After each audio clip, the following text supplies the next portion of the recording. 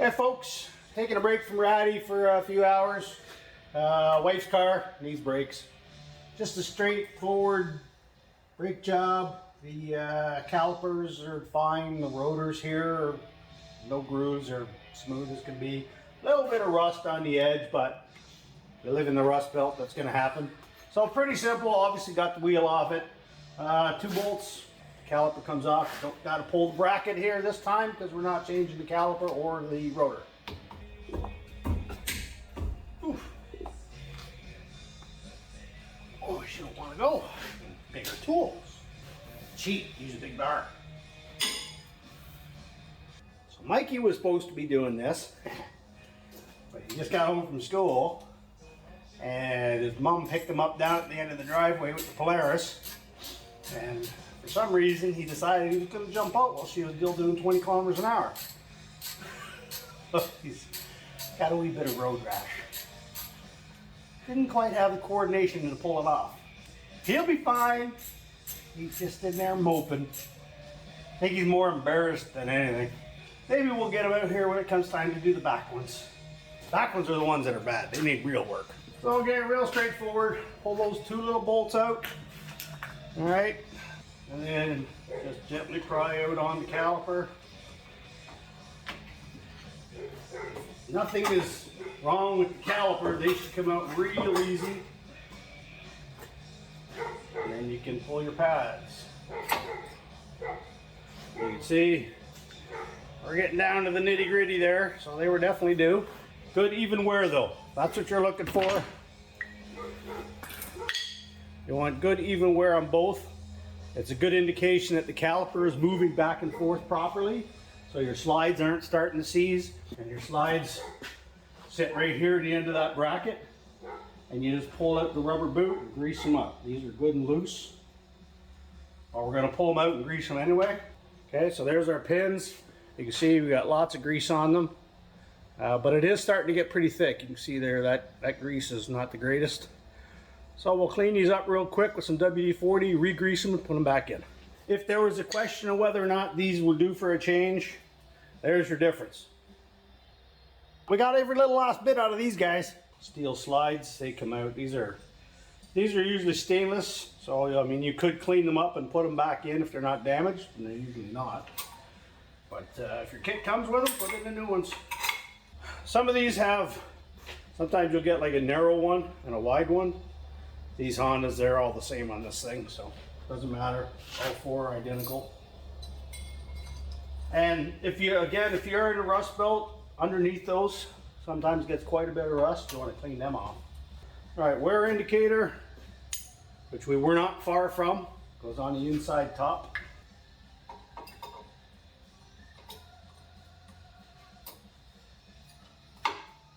Just like so.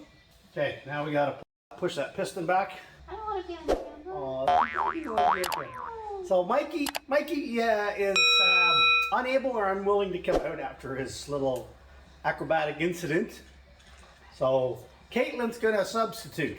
All we're doing is pushing fluid back up the line into the brakes, the master cylinder, so that this opens up and will fit on these new pads. So go ahead and screw that in. The crazy stuff like jumping out of vehicles that are still moving, I mean, I did that until I was in my 30s. In the Army, I mean, you jump out of things when they're moving. Jump off it. Don't you tuck and roll or something? Oh yeah, you learn to fall. Yeah. He hasn't learned to fall. That's just like this. You notice every time, no, keep going. You notice every time he falls, he gets hurt. When he crashed a dirt bike, he got all hurt. But I think when he fall down the stairs, that time he got hurt. He doesn't bounce. He doesn't bounce. See how that piston is all the way back now? Brake pad. Good place for it. What? That's where I keep my old brake pads.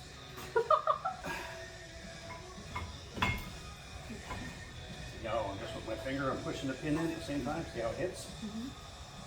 Push it in like that. And then you got 2 bolts. Normally I'll put anti-seize on these because they do tend to, you know, look where they are, right? They're outside the vehicle in the front. They're the first place to get water and snow and mud. Here, tighten them up. Take that. Look at you. The champ doing the brakes.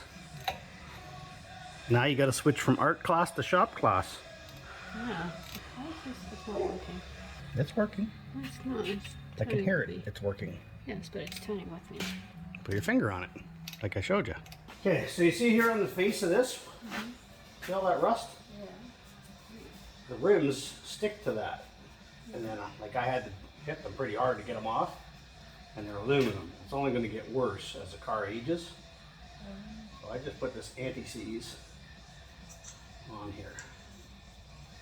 And that just makes it so the rim doesn't stick so hard. Especially when winter's coming. Alright, so now we can put this wheel back. I don't want to be on YouTube. And what do you mean? You are going to be on I can't YouTube. get this on now. Oh, I hate this.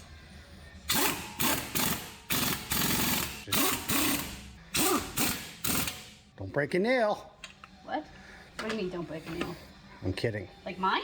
Yes. Oh. You can go pretty hard with that tool. When I say go pretty hard, Oh, yeah. that's what I mean.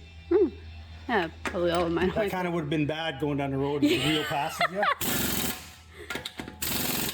Here, I keep my hand up here so I can do that.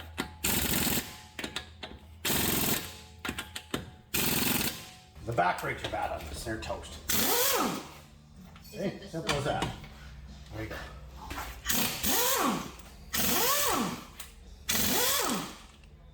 I knew I was gonna drop You it. dropped it! Ah, I dropped Now we it. need a new one. It's dirty. Oh, no. There we go. Now remember what I said about how the rims stick? Especially these aluminum ones. What you do is, it all hit. See how it's all rusty there? Okay, so these ones are toast. Rotors are just chewed up.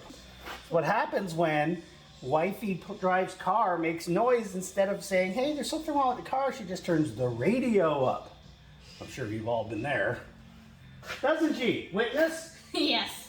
Yes, yes, she does. Yeah, it's definitely a 12. Rust belt. Couldn't get a 12 on before, but as soon as I put a 13 and scrape some of the rust, now a 12 fits. Ugh. What bolts are we looking at? That one and that one. Take the tool off. Look, they come out by hand, is what I'm telling you. I'm gonna ignore that. I was waiting for see how long it would take you to figure that out. You there was loose hand tight. Come on, Katie, go faster. Trying. It's only a little bolt. It's winning against Good me. thing we're not on an hourly wage here. Oh, God. 3 hours to get a bolt out. That'd be depressing. Or I've been 3 hours getting bolts out, but usually when they break. Just sitting in there with rust and...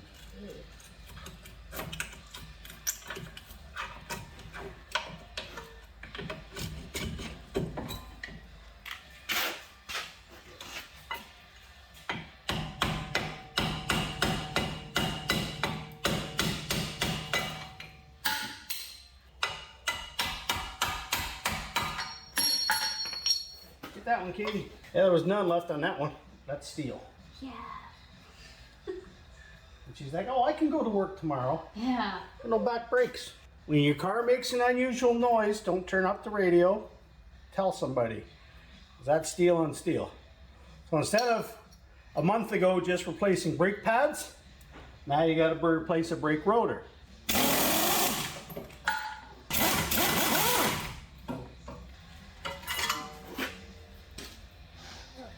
that one's tight. This one's really good. This one's tight. So we're going to pull it out.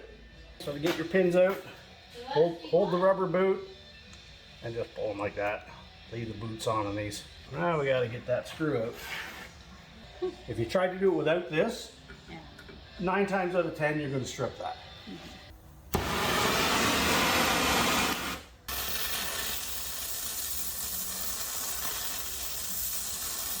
A little heat. Let's see if that made a difference.